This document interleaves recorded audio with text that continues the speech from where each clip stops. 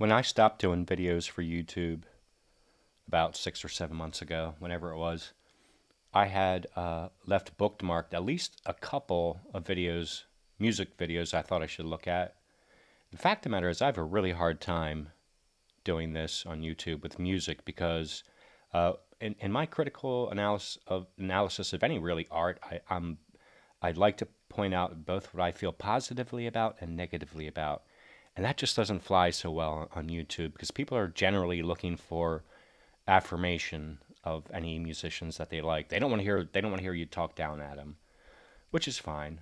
So what's my point? Oh, so I found at least two that I had bookmarked, I think in February, and one was Pentangle, and I already made a video about one of their songs, and that was immediately blocked.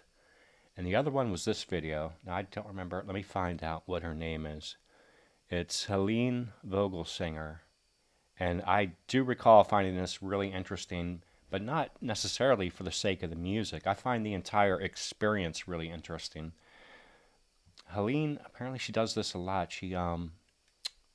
It's really cool what she does. She goes and explores places. She gets a feeling, like a vibe, takes notes, samples some music or makes a couple samples of musical ideas, goes back to where she lives and like fully fleshes out her ideas. And at some point, she was in some. Let me go to her page. This because the story is really interesting. Prior to this episode of Patch Notes, Vogelsinger went on an 800 kilometer trip to visit an abandoned cloister where she took pictures, videos, and recorded soundscapes.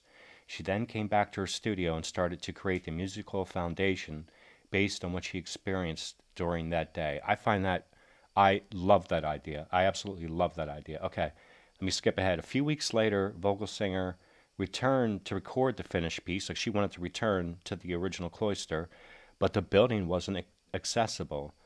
But on her way back home in the south of France, she came across an abandoned castle, an improbable apparition in the middle of an industrial zone. With her cameraman, they were amazed and shocked. They were amazed by the place's aura and energy and shocked by the way it had been ransacked. So this is really cool. This whole concept to me is spot on beautiful.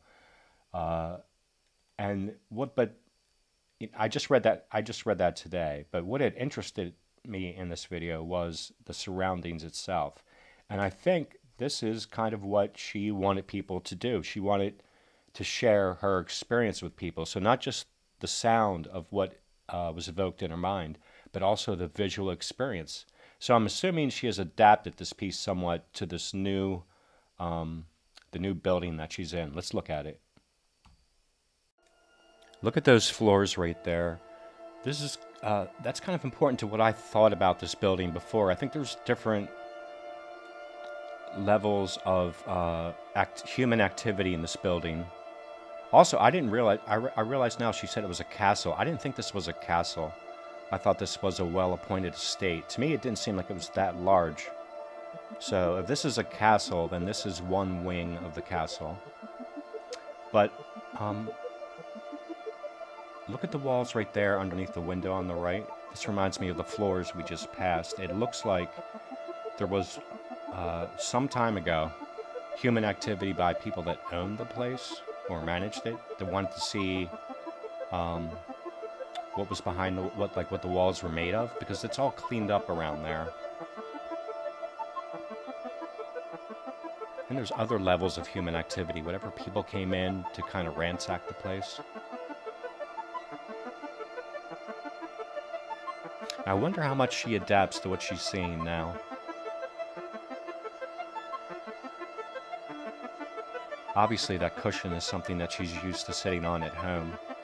If she is used to this position, I can imagine this being very tiring. Now, the human activity, I don't believe they cleaned up very much here for a spot for her. I think they put those pieces of mirror right there. Obviously, they decided to use the books to hold up the equipment.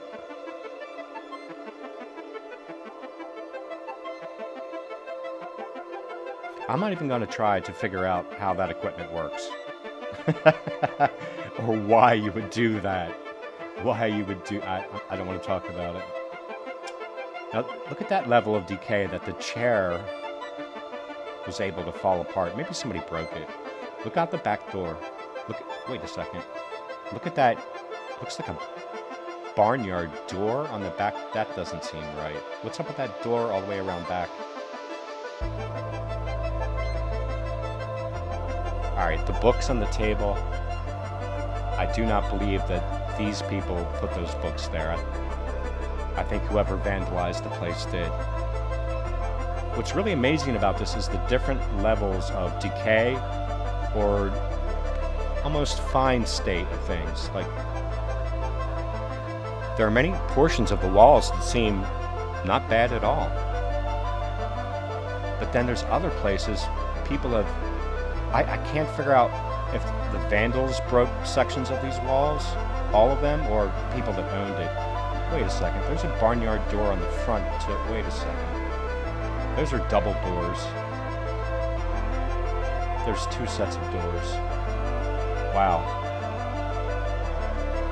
Okay, so maybe this is a wing of a castle that gets shuttered sometimes. Without being able to see the rest of the building, it's hard to know.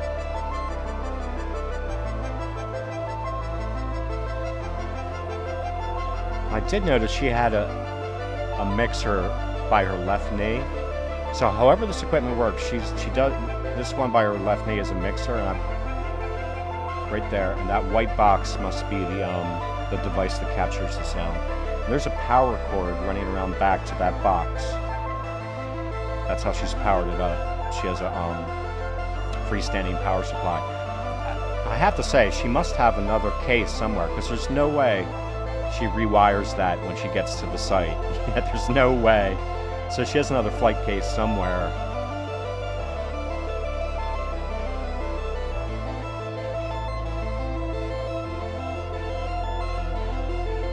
Yeah, there's double doors. Man, is this really a castle? A wing of a castle? It kind of feels like it's a smaller, kind of feels like a country estate, but she said it's a castle. I am interested in where the library is. I want to know where those books came from.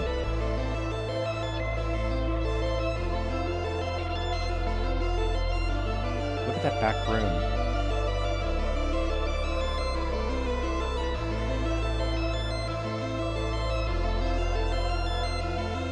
You know she's put a lot of thought and time into this.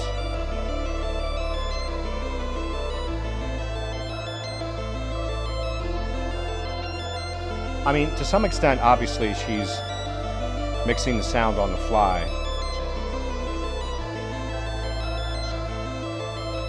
So I assume she had the entire landscape of music planned, and she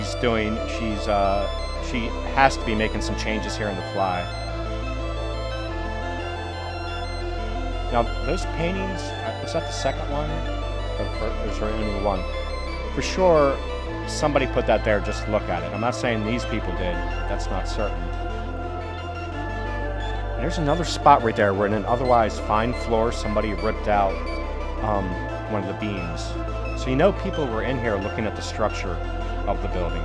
So at some point, maybe somebody was thinking about refurbishing it. Look at all the overgrowth outside.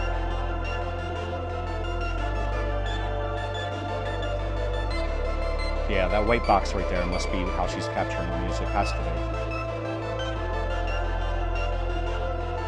Look at that fireplace. Yeah. I mean, it's really perplexing, the different levels of human intervention into the life of this building.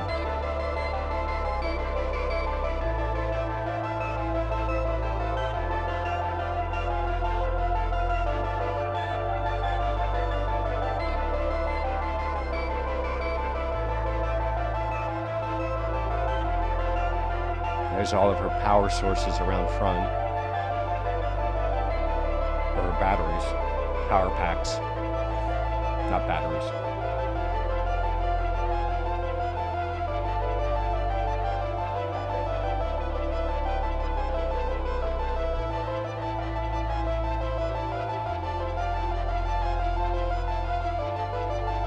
Yeah, that's a double door. Look at that. It really feels like a summer state that they would sometimes just shutter and shut, shut down.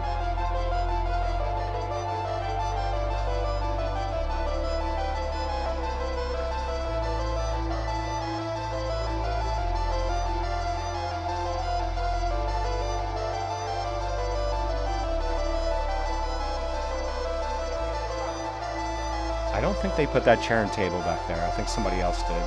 Because they wouldn't have stacked up those books like that.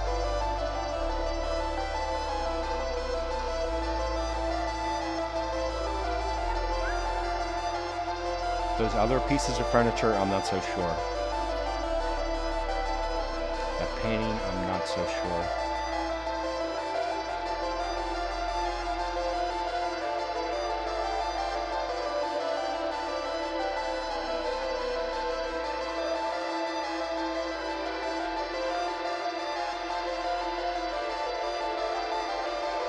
Makes you wonder about, how rich were those people? Way back when, where did all the money go? And will anything ever happen to this building again?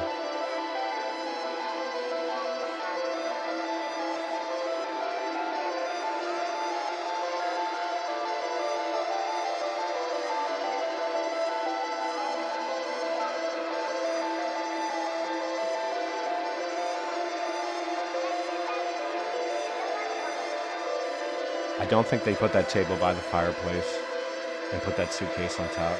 And I don't think they moved any of that debris by the fireplace. But you see how it was really clear in that corner there where somebody chipped out the wall? That's why I know somebody was in here trying to figure out what was underneath and how much it would cost to fix this whole place. And nothing happened, man. They just didn't have the money.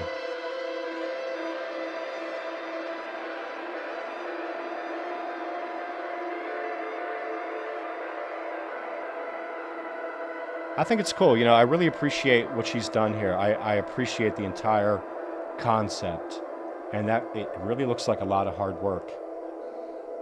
I also would like, I'd like to see that building, man. I'd really like to see the whole thing. And I'd like to discover what's happened to it. Anyway, peace out, dudes.